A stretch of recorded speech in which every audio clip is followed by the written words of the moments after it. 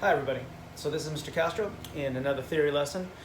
Today we're going to talk about ear training and talk about intervals and how to listen to intervals.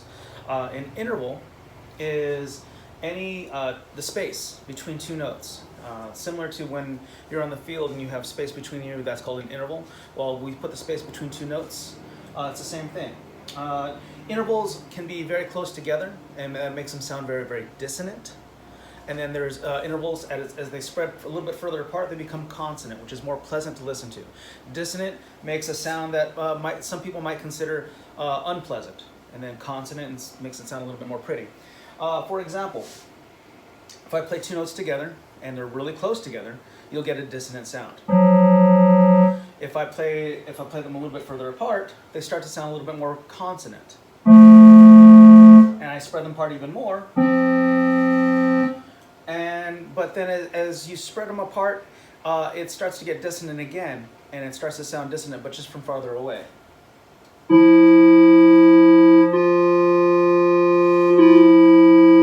Once again, so you have intervals that are closer together, they sound a little bit more dissonant, and as you spread them apart, they become consonant, and then they spread apart so much they sound dissonant again.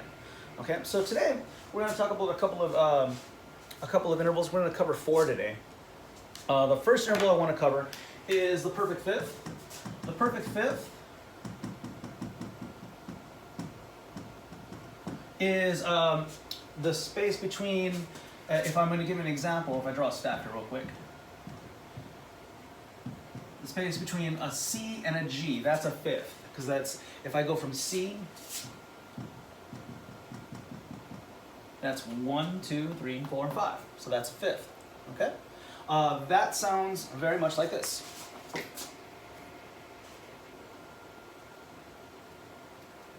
So here's the C, here's the G.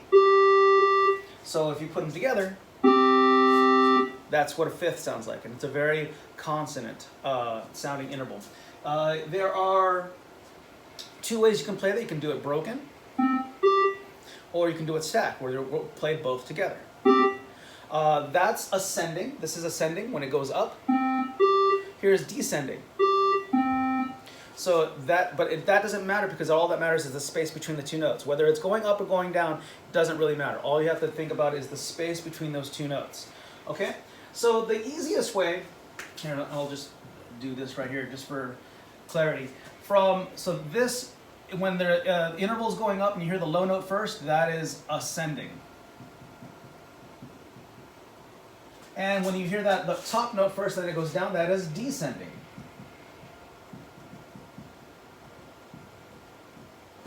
The way to recognize the sound of the interval is you associate it with a tune or a song that you already know. For example, if I play those 2 notes again, C and G, that it should ring familiar, a couple of songs that you already know. For example, if you're in my band and we play the chorale, we play that interval. That's the first 2 notes you hear out of the chorale.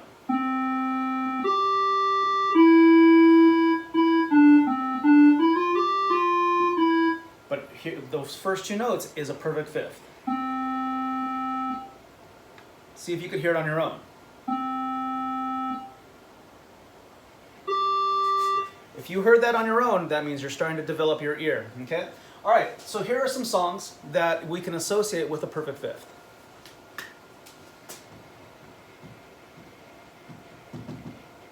The first one was the chorale, definitely. You can hear that one relatively quickly. That's if you're in my program, though. And you know what, the Patterson chorale is used nationwide, so I'm sure if you're not in my, even if you're not in my program, you're watching this video. First of all, welcome. Second of all, that's the first 2 notes of a chorale that's pretty popular, pretty widely used throughout the entire country, especially by programs in the Midwest and Texas. Another song that should be easily identifiable if you're a Star Wars fan is the main theme to Star Wars. If I play the fifth, but I continue the melody, then you hear the Star Wars theme. Okay, so the first 2 notes of Star Wars, so I put this down now. Star Wars. Another interval that is, or another song that's familiar with a perfect fifth would be Twinkle Twinkle Little Star. But if you can hear the first two, and Twinkle Twinkle Little Star, as we know, the melody written by Mozart, could also be Baa Baa Black Sheep. It could also be the alphabet song. Whatever it is that you hear in your head, if you hear that song in your head, you can recognize it. You can identify a perfect fifth. So that's Twinkle.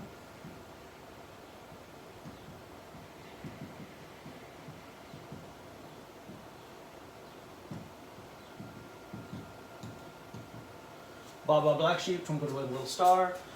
If you can think of any other interval songs that you're aware of, please go ahead and put them in the comments. That will help other people out, because I could list songs all day of songs that use a perfect fifth. But the important part is not that I recognize the song. The important part is you are able to hear that perfect fifth. So when I play a perfect fifth for a test, you're able to identify that perfect fifth and write down the right answer. Okay, so it's abbreviated P5. So when I do play the interval, and whether it's going up or going down, if I play that interval, I play it stacked or I play it broken, you should be able to hear it, identify it, and write it down. You should be able to listen to it, analyze it, and describe what you're hearing. Okay, LAD. All right, this is a perfect fifth. I'll be back with some more in a second. One more thing, I should probably cover at least one descending tune. So all of these were ascending. These were notes that were going up. Let me give you one that's going down. So descending perfect fifth, probably the most common one that I hear in my head, is the theme to the Flintstones. So I'm gonna write that down too.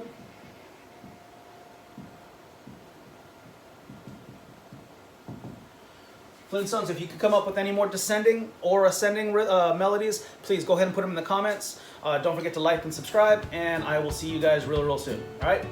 Hope you liked the lesson. This was a perfect fifth.